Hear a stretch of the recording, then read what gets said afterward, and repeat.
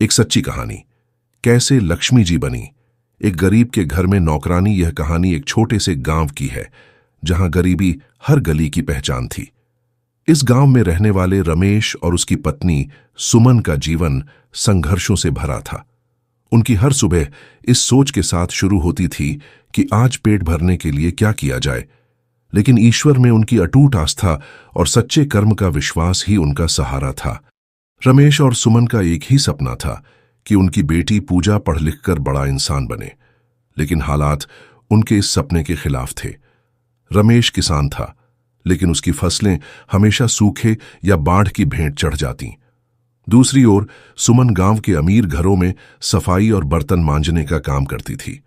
उनकी बेटी पूजा पढ़ाई में होशियार थी, लेकिन स्कूल की फीस देना उनके लिए कठिन हो गया था। एक दिन जब सुमन गांव के मंदिर में पूजा करने गई तो उसने देखा कि मंदिर के बाहर एक बूढ़ी औरत बैठी हुई थी। वह साधारण कपड़ों में थी, लेकिन उसकी आंखों में एक अजीब सी चमक थी।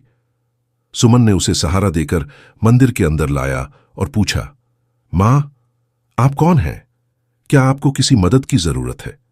महिला ने हल्की मुस्कान के साथ जवाब दिया, बेटी, मैं एक पथिक हूं, मुझे बस थोड़ा पानी चाहिए। सुमन ने उन्हें पानी दिया और कहा, अगर आपको कहीं रहने की जगह चाहिए तो मेरे घर आ जाइए। महिला ने सुमन की बात मान ली। उस रात जब महिला ने उनके घर में प्रवेश किया तो घर का माहौल बदल गया। सुमन और रमेश ने देखा कि जिस दिन से वह महिला उनके घर आई थी, उनकी परेशानियां धीरे धीरे खत्म होने लगीं। पहली घटना तब हुई जब रमेश के खेत में कई सालों बाद बेहतरीन फसल हुई। गांव के लोगों ने कहा कि यह चमत्कार ही है, क्योंकि पूरे इलाके में बारिश नहीं हुई थी, लेकिन रमेश के खेत में नमी बनी रही।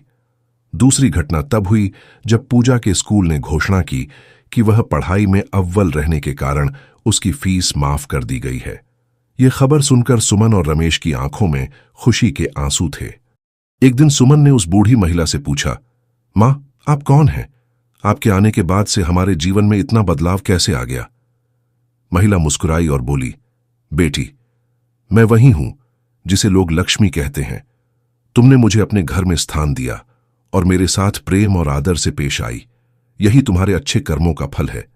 सुमन और रमेश स्तब्ध रह गए। उन्होंने महिला के चरणों में गिरकर कहा, मां, यह सब आपका आशीर्वाद है। महिला ने आशीर्वाद देते हुए कहा, तुमने मुझे नौकरानी के रूप में देखा, लेकिन मैंने तुम्हारे सच्चे दिल और मेहनत को देखा। यही वजह है कि मैंने तुम्हारे जीवन को बदलने का निर्णय लिया। लेकिन याद रखना, मेहनत और सच्चाई से ही जीवन में स्थायी सुख मिलता है। इतना कहकर महिला अदृश्य हो गई। उपसंहार उस दिन के बाद रमेश और सुमन का जीवन हमेशा के लिए बदल गया। वे अपने गांव के सबसे सफल किसान बन गए और पूजा ने अपनी पढ़ाई पूरी कर एक डॉक्टर बनकर अपने परिवार का नाम रोशन किया। यह कहानी हमें सिखाती है कि सच्चे कर्म, ईश्वर में आस्था और दूसरों की मदद करने की भावना हमेशा फलदायी होती है। धन्यवाद दोस्तों, आपने हमारे साथ भक्तिविद अंक पर समय बिताया। इसके लिए हम आपके आभारी हैं। अगर आपको हमारा वीडियो पसंद आया हो तो इसे लाइक करें, अपने दोस्तों और परिवार के साथ शेयर करें और चैनल को सब्सक्राइब करना न भूलें। साथ ही बेल आइकन दबाएं ताकि आपको हमारे नए वीडियो की सूचना सबसे पहले मिले। अपनी राय और सुझाव कमेंट सेक्शन में जरूर साझा करें, क्योंकि आपका सहयोग ही हमारी प्रेरणा है। अगले वीडियो में फिर मिलते हैं भक्ति और आध्यात्मिकता की एक नई यात्रा के साथ। जय लक्ष्मी माता, सुख समृद्धि की दाता।